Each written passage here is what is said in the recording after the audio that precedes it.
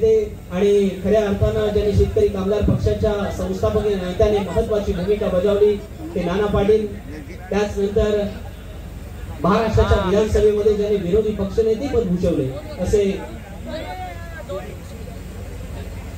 Advocate Datta Patil, लोकनेते advocate Datta Patil, ज्यांच्या नावाने ही स्पर्धा अर्थातच आपण गतवर्षी ज्यांच्या वक्तृत्वाने कर्तृत्वाने संपूर्ण महाराष्ट्राला सदैव एक वेगळी ऊर्जा दिली त्या स्वर्गीय मीनाक्षीताई पाटील यांना त्या ठिकाणी आदरांजली वाहिली जाईल आणि सर्व मान्यवर त्या ठिकाणी या सर्व थोर मोठ्यांच्या अर्थातच कार्याचा जो काही वारसा आहे तो येणाऱ्या पुढच्या काही वर्षांकरता नव्हे काही सर्वांचे मार्गदर्शक सन्माननीय भाई जयंत पाटील यांचे या ठिकाणी स्वागत केलं।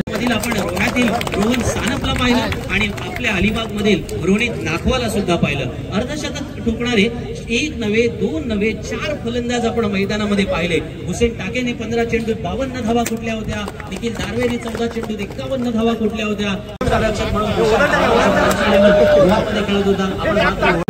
यांची सर्व नेते मंडळी जेव्हा एकत्र येतात तेव्हा एक वेगळ्या अर्थात हास्याची लहर सुद्धा या मैदानामध्ये एकत्र आले आणि तीच महत्त्वाची गोष्ट आहे ना, आपण नेहमी म्हणतो आपण सारे सज्ज होऊया। या पर्व दुसऱ्यामध्ये आपण सर्वांना आणखी एक वेगळी पर्वणी मिळणार आहे, कारण गतवर्षीचं उत्कृष्ट क्षेत्ररक्षक दोन्ही संघांना या ठिकाणी शुभेच्छा दिल्या जातात। हा प्रेक्षक असेल असं वाटलं नव्हतं, इथं आल्यानंतर ते बघितलं आणि खरोखरच बाईंचा अभिमान वाटला आणि बाईंच्या पेक्षाही चित्रलेखाताई आणि रुपाल शेठ यांचा अभिमान वाटला, कारण आम्ही चळवळीतली माणसं, आम्ही अशा गोष्टीत कधी रमत नव्हतो, पण आमच्या चळवळीच्या नंतरची जी पिढी आहे आमच्या घरातली ती सुद्धा चळवळीच्या विचाराशी प्रतारणा न करता सध्याच्या काळामध्ये जे करायला पाहिजे ते करताना दिसते।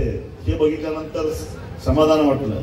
गेली 25-30 वर्ष चळवळीच्या निमित्तानं बाईंच्या बरोबर असलेला जो गौरव आहे त्यामुळेच बाईंचा शब्द आम्ही कधी मोडत नाही आणि शेतकरी चळवळीमध्ये किंवा शेतकऱ्यांच्या प्रश्नावर जेव्हा जेव्हा मला विधान परिषदेमध्ये आवाज उठवायची आवश्यकता भासली त्यावेळी बाईने समर्थपणाने आमच्या कार्यकर्त्यांच्यावर झालेल्या अन्यायाचा किंवा शेतकऱ्यांच्यावर झालेल्या अन्यायाचा आवाज उठवलेला आहे।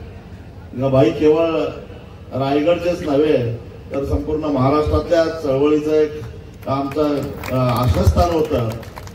दुर्दैवानं यावेळी बाई सभागृहामध्ये नाहीत, परंतु ही बाईची जागा भविष्यामध्ये ताई भरून काढतील याची मला खात्री आहे, कारण चळवळीतली माणसं फार दुर्मिळ असतात।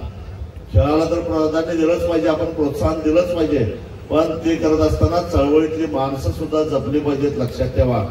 कारण भाऊ नसते तर या रायगड जिल्ह्याची अशा प्रकारची जडणघडण झाली नसती।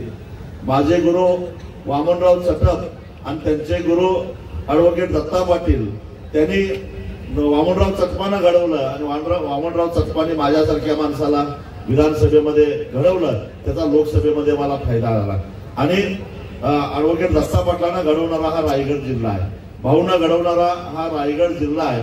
संपूर्ण महाराष्ट्राला चळवळ कशी करावी हे दाखवणारा हा रायगड जिल्हा आहे आणि याच रायगड जिल्ह्यामध्ये आता खेळाला सुद्धा चांगल्या पद्धतीनं प्रोत्साहन मिळायला लागलेलं आहे। मला खात्री आहे की अशा पद्धतीनं देखण्या पद्धतीनं तुम्ही नियोजन केलं